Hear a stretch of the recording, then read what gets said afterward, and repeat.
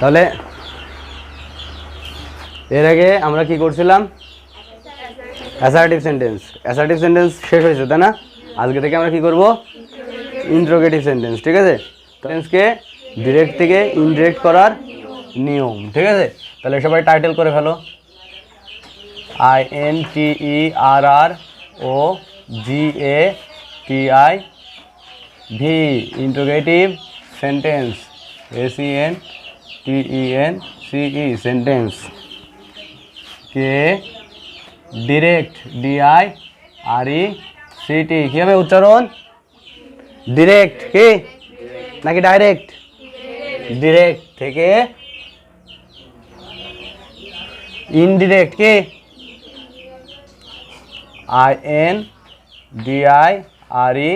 INDIRECT indirect করার নিয়ম। Interrogative সেন্টেন্সকে ডিরেক্ট থেকে ইনডিরেক্ট করার নিয়ম। তাহলে অ্যাসার্টিভ সেন্টেন্স কি সবাই সুন্দরভাবে বুঝিছো? আজকে ইন্টারোগেটিভ সেন্টেন্সকে ডিরেক্ট থেকে ইনডিরেক্ট করার নিয়ম শিখবো আমরা। ঠিক আছে? অ্যাসার্টিভ সেন্টেন্স কি বুঝতে কারো কোনো সমস্যা হয়েছে? হ্যাঁ, না। তাহলে এটাও বুঝতে কোনো সমস্যা হবে না। ঠিক আছে? 1 নম্বর আমরা কি নিয়ম অনুসরণ করব সেই নিয়মগুলো আমরা পর্যায়ক্রমিকভাবে লিখছি। ঠিক আছে? 1 নম্বরে সবাই লেখো রিপোর্টিং ভার্বের REPORTING রিপোর্টিং ভার্ব এর সে SAY সে অবলিক সেইজ অবলিক সেইড এর পরিবর্তে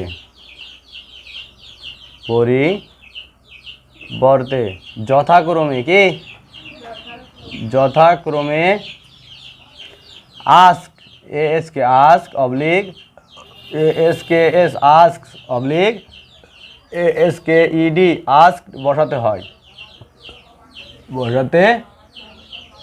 হয় তাহলে কি 1 নম্বরে কি কাজ? রিপোর্টিং ভার্বের সে সেইজ বা সেইডের পরিবর্তে যথাক্রমে আস্ক আস্কস বা আস্কড বসাতে হয়। আচ্ছা, আমরা এই যে আস্কস বা আস্কড বসাই, এই বসানোটার কারণ কি? কারণ আছে না? অবশ্যই কারণ আছে এই বসানোর পেছনে, তাই না? এটা কি গা পড়ে হয়েছে? না, সব কিছু ইংরেজিটা কি নিয়ম অনুসরণ করে করে চলে, তাই না? সর্বদা কি করে? নিয়ম অনুসরণ করে করে চলে। এই যে আস্ক, এটা আমরা কি সেন্টেন্সকে ডিরেক্ট থেকে ইনডিরেক্ট করতেছি? ইন্টারোগেটিভ সেন্টেন্সটা কি? যে সেন্টেন্স দ্বারা কোনো কিছু জিজ্ঞাসা করা হয় বা কোনো কিছু জানতে চাওয়া হয়। যে সেন্টেন্স দ্বারা কোনো কিছু জিজ্ঞাসা করা হয় বা কোনো কিছু জানতে চাওয়া হয় তাকে কি বলে? ইন্টারোগেটিভ সেন্টেন্স বলে। ঠিক আছে? আর এখানে যে আমাদের রিপোর্টিং ভার্বে সে সেইজ বা সেইড থাকে, সেই সে সেইজ বা সেইডের পরিবর্তে আমরা আস্ক বসাই, আস্কস বসাই বা আস্কড বসাই। কারণ কি? ইন্টারোগেটিভ সেন্টেন্স দ্বারা কোনো কিছু জানতে চাওয়া হয়। কি করা হয়? জানতে চাওয়া হয়। আর যে জানতে চাওয়া বা জিজ্ঞাসা করা হয়, এই জানতে চাওয়া বা জিজ্ঞাসা করার ইংরেজি কি? আস্ক। জানতে চাওয়া বা জিজ্ঞাসা করার ইংরেজি কি? আস্ক। এখন আমাদের এখানে যখন ভার্বের বেস ফর্ম থাকবে অর্থাৎ সে থাকবে, রিপোর্টিং ভার্বটা যখন রিপোর্টিং ভার্বে যখন ভার্বের বেস ফর্ম থাকবে অর্থাৎ সে থাকবে, তখন কি হবে? আস্ক। আবার এই রিপোর্টিং ভার্বে এই সে এর সাথে যখন এস যুক্ত থাকবে, সে এর সাথে যখন এস যুক্ত থাকবে অর্থাৎ ভি অন থাকবে, তখন এই আস্কের সাথেও এস যোগ করে দিতে হবে। তাহলে কি হয়ে গেল? আস্ক। কে? আস্ক। আবার এখানে যখন সেইড থাকবে অর্থাৎ সে এর V2 থাকবে, তখন আস্কের V2 কে আস্কড বসাতে হবে। তাহলে নিয়ম অনুযায়ী যে হচ্ছে, তাই না? নিয়ম অনুসরণ করা বাদে কি হচ্ছে না? যখন সে থাকবে তখন সের পরিবর্তে আস্ক, যখন সেইজ থাকবে এখানে এস যুক্ত, তাই আস্কের সাথে এস যোগ করে আস্কস হবে। ঠিক আছে? আর যখন এখানে সেইড থাকবে V2, এজন্য এখানে আস্ক। বোঝা গেছে কথা? এটুকু বুঝেছো সবাই? এরপরে কাজ কি আমাদের? দ্বিতীয়ত যে নিয়মটা আমাদের অনুসরণ করতে হবে সেই নিয়মটা হচ্ছে যে আমাদের যখন কনজাংশনের কাজটা আনতে হবে, তাই না? কি আনতে হবে? তাহলে দ্বিতীয় নিয়মটা কি? কনজাংশনটা কি হবে সেটা আমাদের দেখতে হবে। কারণ একটা সেন্টেন্সকে যখন আমরা ডিরেক্ট থেকে ইনডিরেক্ট করে দিই তখন আমাদের অবশ্যই কি লাগে?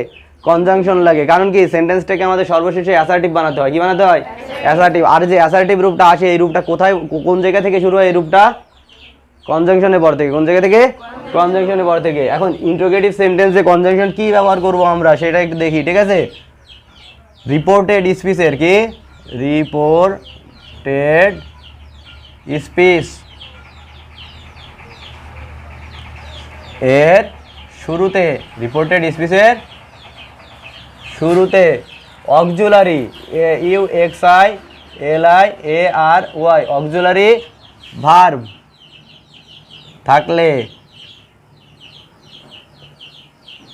CONJUNCTION কনজাংশন হিসাবে রিপোর্টিং ভার্বের শুরুতে অক্সিলারি ভার্ব থাকলে কনজাংশন হিসাবে ইফ বসাতে হয়। কি বসাতে হয়?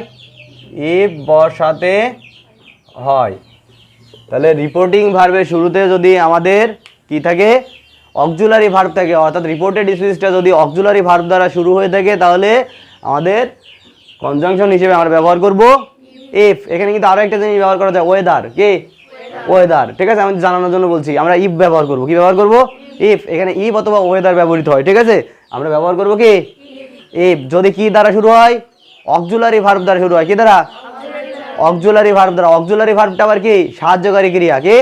সাহায্যকারী ক্রিয়া। অক্সিলারি ভার্বের কোনো শেষ আছে? অক্সিলারি ভার্বের ভিতর কি আছে? বি ভার্ব আছে। কি আছে? বি ভার্ব আছে। বি ভার্বগুলো কেমন? বি ভার্ব আছে কয়টি? 5টি। সরি, বি ভার্ব আছে কয়টি? 5টি। কি কি? Am, is, are, was, were. এরপর আমাদের হ্যাভ ভার্ব রয়েছে। কি রয়েছে?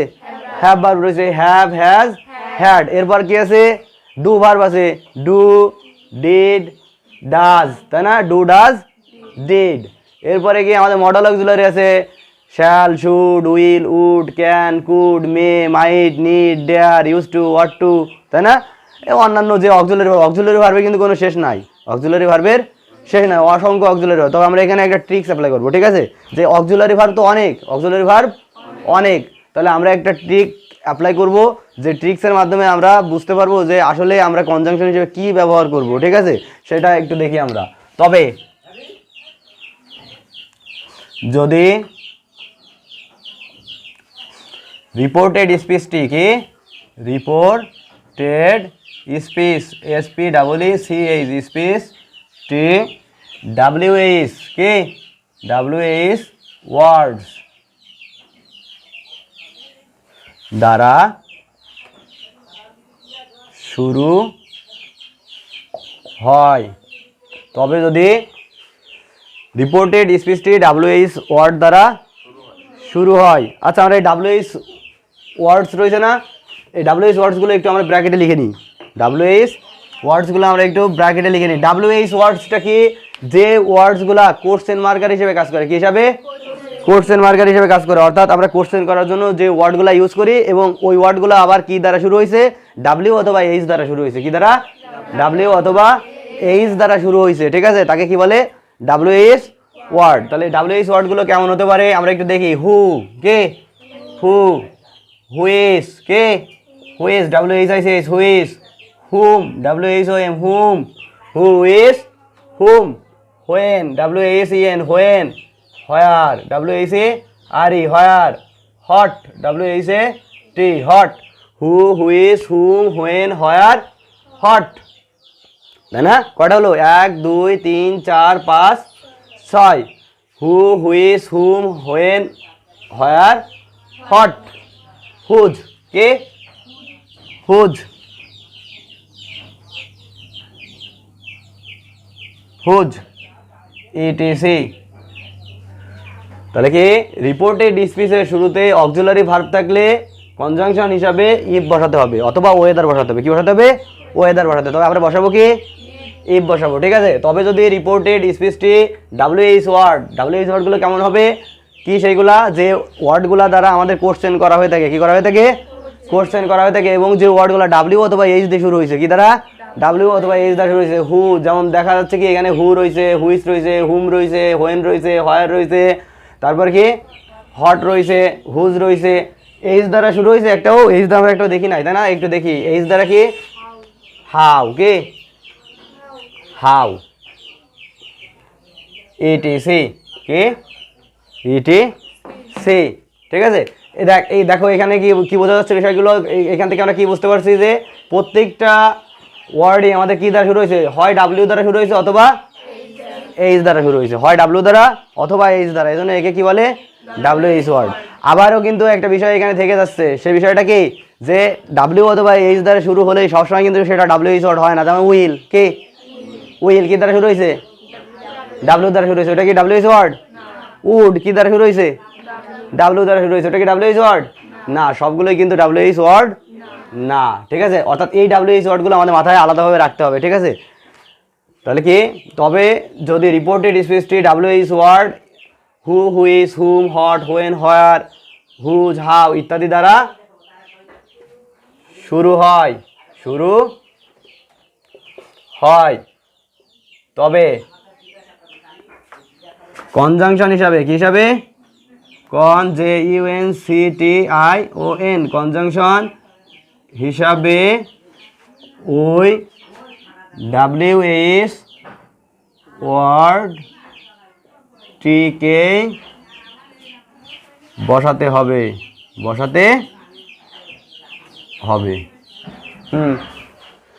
হয়েছে পর্যন্ত উঠানো হয়েছে?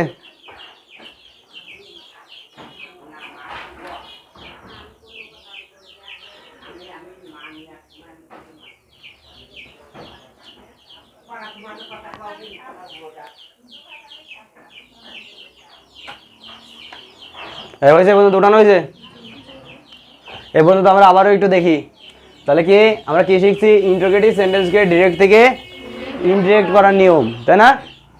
রিপোর্টিং ভার্বে সে, সেইজ বা সেইডের পরিবর্তে যথাক্রমে আস্ক, আস্কস বা আস্কড বসে, ঠিক আছে, বসাতে হয়। আস্ক, আস্কস বা আস্কড কেন বসাতে হয়? কারণ ইন্টারোগেটিভ সেন্টেন্স দ্বারা কোশ্চেন করা হয়, আর কোশ্চেন করা অর্থাৎ কি প্রশ্ন করা, আর ইংরেজি কি আস্ক, জিজ্ঞাসা করা ইংরেজি কি আস্ক। ইন্টারোগেটিভ সেন্টেন্সে যে কোনো কিছু জিজ্ঞাসা করা হয়ে থাকে, কি হয়ে থাকে? জিজ্ঞাসা করা হয়ে থাকে, ঠিক আছে। এজন্য এখানে আস্ক, আস্কস বা আস্কড বসে। যদি সে থাকে তাহলে আস্ক, যদি সেইজ থাকে তাহলে আস্ক, আর যদি সেইড থাকে তাহলে আস্কড। ক্লিয়ার?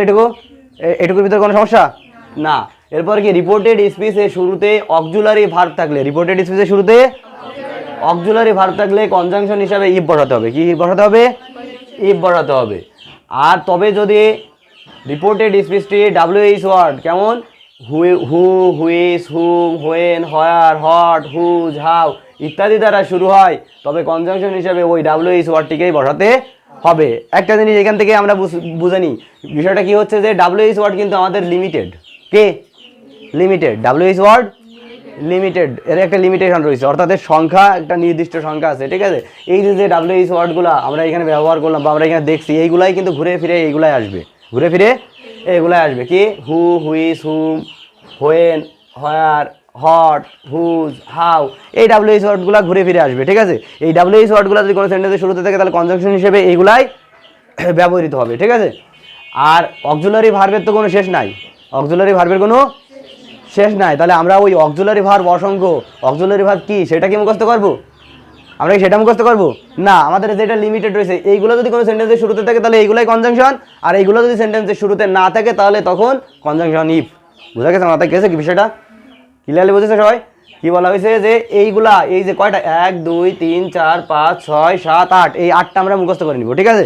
এই 8টা যদি কোনো সেন্টেন্সের শুরুতে থাকে, অর্থাৎ রিপোর্টেড স্পিচের শুরুতে যদি এই 8টার কোনো একটা থাকে তাহলে কনজাংশন হিসেবে সেইটাই বসবে। আর এই 8টা যদি না থাকে তাহলে কনজাংশন হিসেবে কি বসবে? ইফ বসবে। সহজ হিসাব না? আমার কি অক্সিলারি ভার্ব ওই 1000 কোটি মুখস্থ করা লাগবে? আর যেটা আমি ট্রিক্সের মাধ্যমে শিখবো, যেটা আমি সহজে বুঝবো, আমি সেটা করব, তাই না? আমি ডু, ডাজ, ডিড, তাই না?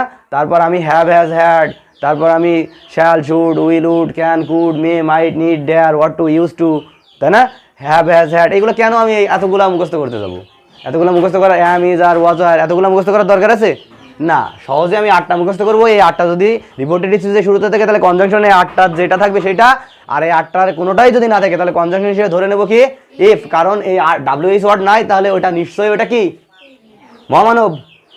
কি ওইটা? যখন এই 8টা থাকবে, এই 8টা আমাদের যেহেতু ডাব্লিউএইচ ওয়ার্ড, আমরা এই 8টা নিয়ে বেশি ব্যবহৃত হয়, এই 8টা নিয়ে বেশি কাজ হয়। যখন এই 8টা যখন না থাকবে তখন কি নিশ্চিতভাবে ভেবে নেবো সেখানে কি আছে, সেখানে নিশ্চিত ভেবে নেবো ওটা অক্সিলারি ভার্ব দ্বারা শুরু হয়েছে। কি দ্বারা শুরু হয়েছে? অক্সিলারি। তাহলে অক্সিলারি ভার্ব অসংখ্য তালিকা কি মুখস্থ করার প্রয়োজন আছে? এটুকু কি বুঝতে কারো সমস্যা আছে? বুঝতে দেবো। এর পরবর্তীতে আমাদের আরেকটা জিনিস দেখতে হবে, সেটা কি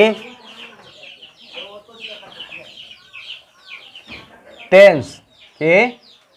টেন্স ও পার্সন,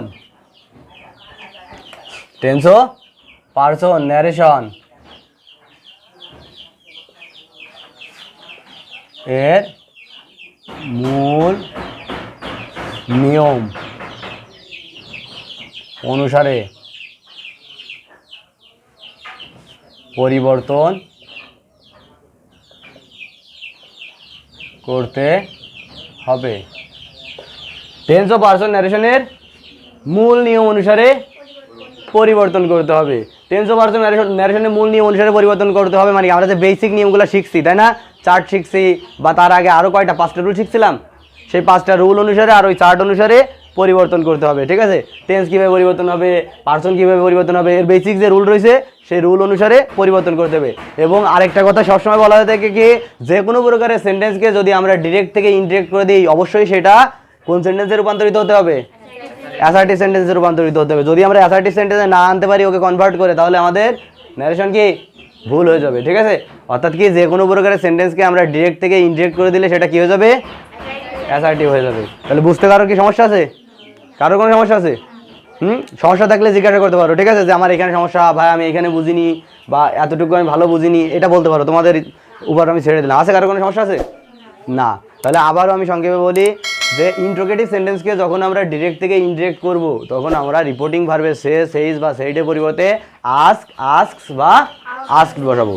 কনজাংশন হিসেবে আমরা ইফ বসাবো যদি সেন্টেন্সটা অক্সিলারি ভার্ব দ্বারা শুরু হয়ে থাকে। ঠিক আছে, কারণ অক্সিলারি ভার্বের তালিকা অসংখ্য, এই জন্য আমরা কনজাংশন হিসেবে আমাদের আরও একটা জিনিস ব্যবহৃত হয়ে থাকে, সেটা হচ্ছে ডাব্লিউএইচ ওয়ার্ড যদি কোনো সেন্টেন্সের শুরুতে থাকে অর্থাৎ রিপোর্টেড স্পিচের শুরুতে থাকে তাহলে ওই ডাব্লিউএইচ ওয়ার্ডটাই কনজাংশন হিসেবে বসাতে হয়। ঠিক আছে, তাহলে ডাব্লিউএইচ ওয়ার্ডের সংখ্যা আবার লিমিটেড, এই জন্য ডাব্লিউএইচ ওয়ার্ডগুলো আমরা মুখস্থ করে নেব।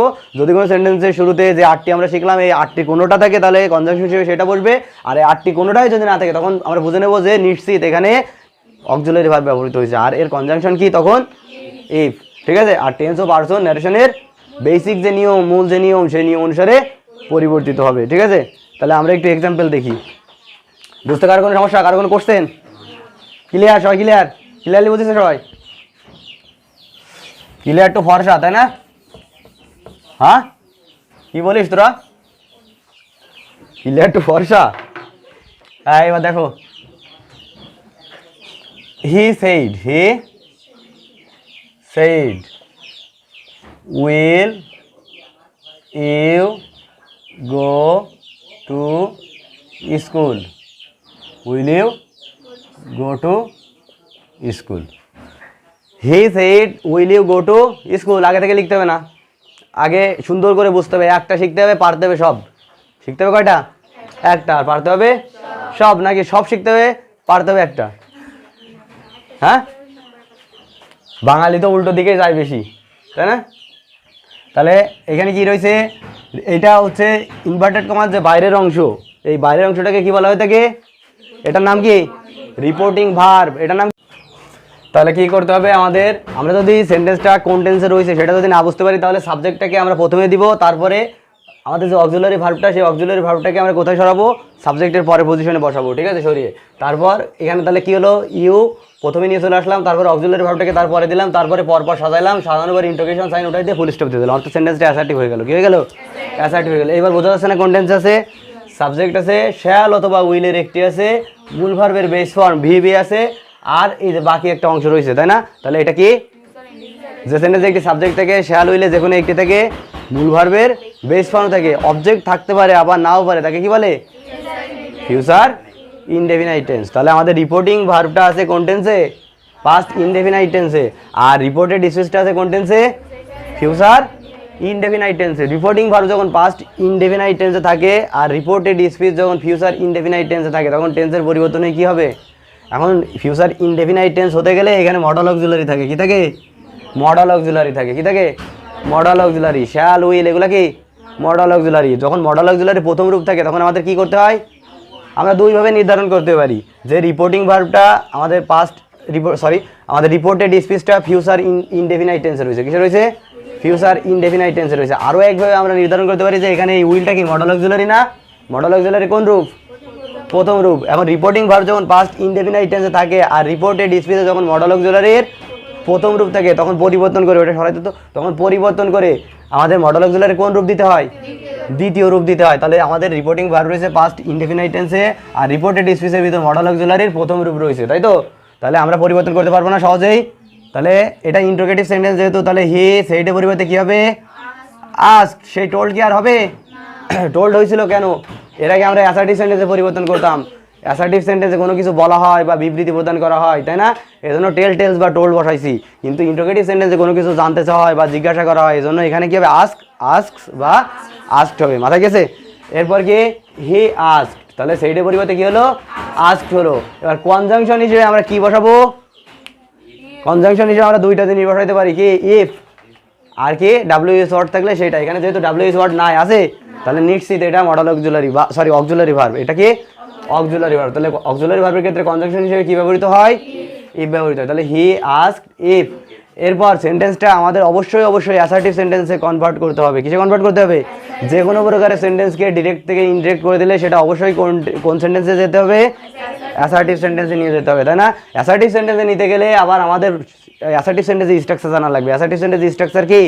যে সেন্টেন্সের শুরুতে সাবজেক্ট থাকে এবং সাবজেক্টের পরে সরাসরি ভার্বের বিষয় চলে আসে, সাবজেক্টের পর সরাসরি ভার্বের বিষয় চলে আসে, তাকে কি বলে? Assertive sentence. আমরা যদি শুধু এইভাবে শিখি যে সেন্টেন্স দ্বারা কোনো কিছু বর্ণনা করা হয় বা বিবৃতি প্রদান করা হয় তাকে অ্যাসার্টিভ সেন্টেন্স বলে, এটা বলে মুখস্থ করে কোনো লাভ আছে?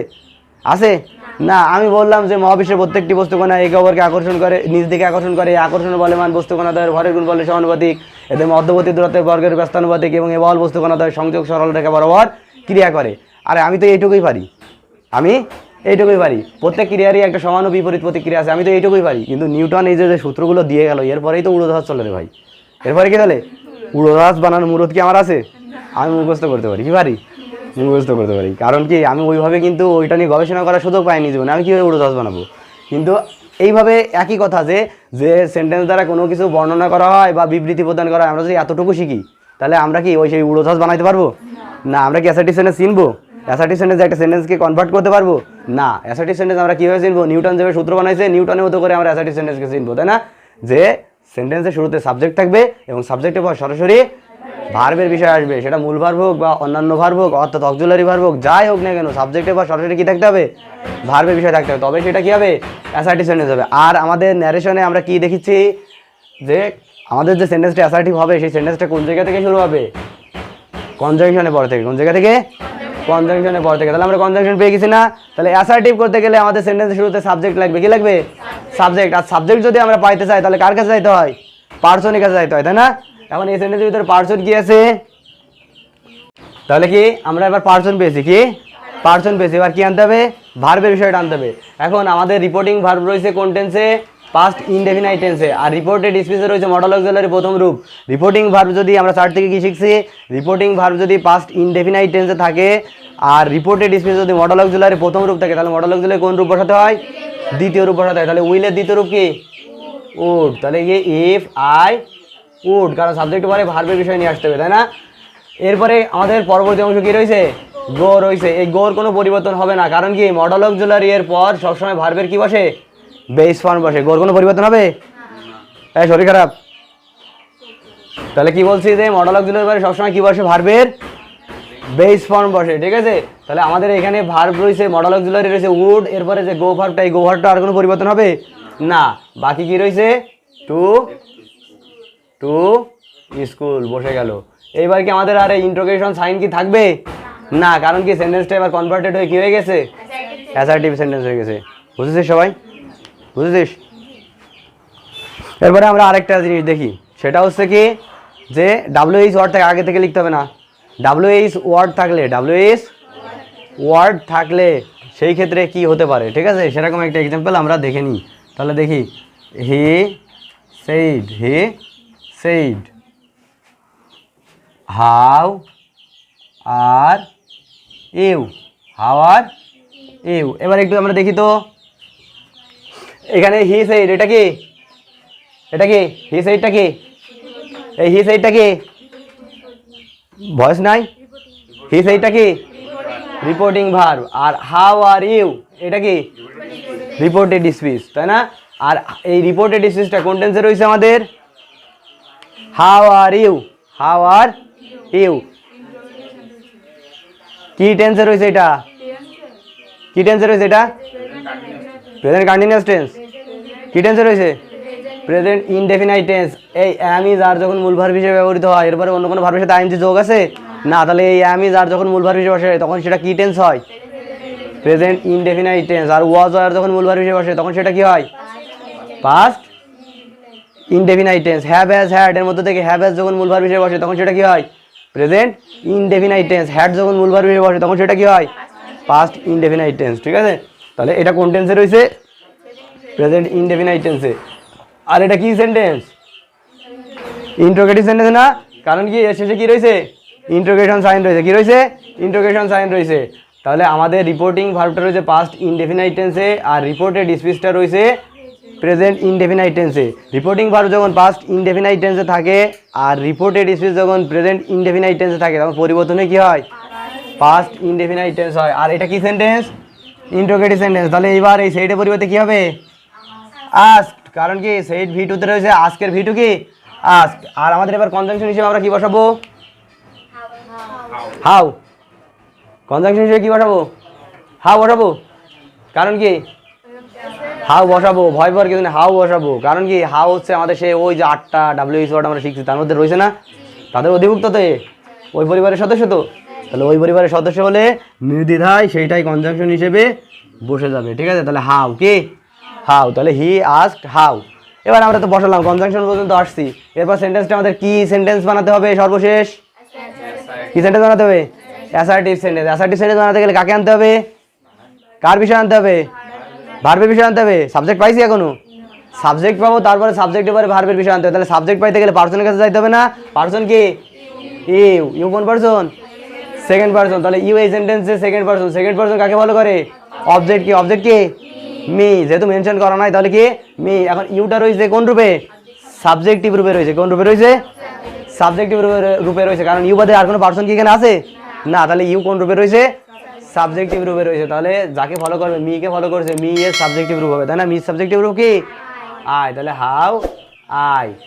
এরপরে কি ভার্বের বিষয় আনতে হবে। কি বিষয় আনতে হবে? ভার্বের বিষয় আনতে হবে। এখন এইখানে আরটা তো মূল ভার্ব হিসেবে বসছে। কি হিসেবে বসছে? মূল ভার্ব হিসেবে বসছে। তাহলে এর পাস্ট ফর্ম দিতে হবে না? পাস্ট ইনডেফিনাইট টেন্সে যেহেতু আমাদের নিয়ে যেতে হবে, তাহলে আর এর পাস্ট ফর্ম কি? ওয়াজ অথবা ওয়ার। ওয়াজ অথবা ওয়ার। এখন আয়ের পরে ওয়াজ বসবে না ওয়ার বসবে? ওয়াজ বসবে। কারণ কি সিঙ্গুলার সাবজেক্টের পর সিঙ্গুলার বিভার্ব বা মূল ভার্ব বসে এবং প্লুরাল সাবজেক্টের পর প্লুরাল বিভার্ব বা মূল ভার্ব বসে। তাহলে এই সেন্টেন্সটা আর বাকি কিছু পরিবর্তন করার মতো জায়গা আছে না। তাহলে সেন্টেন্সটা অ্যাসার্টিভ হয়ে গেল, ফুল স্টপ। বোঝা গেছে সবাই? তাহলে কি he said how are you, একে আমরা যখন ইনডিরেক্ট করে দিলাম কি হয়ে গেল? He asked how I was. ঠিক আছে, সে বলল তুমি কেমন আছো। আর ইনডিরেক্ট ফর্মে কি হয়ে গেল? সেটা সে জিজ্ঞাসা করেছিল যে আমি কেমন ছিলাম।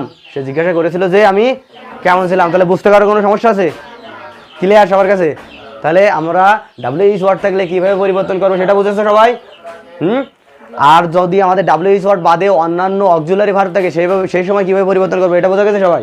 তাহলে ইন্টারোগেটিভ সেন্টেন্স না কোনো ঝামেলা আছে না। এরপরে আমরা আরও অনেক উদাহরণ করব। ঠিক আছে, সামনের ক্লাস থেকে আরও অনেক উদাহরণ করবো। আজকে এই পর্যন্ত সবাই বুঝেছো তো? তাহলে উঠায় নাও। ভালো থাকো সবাই। ঠিক আছে।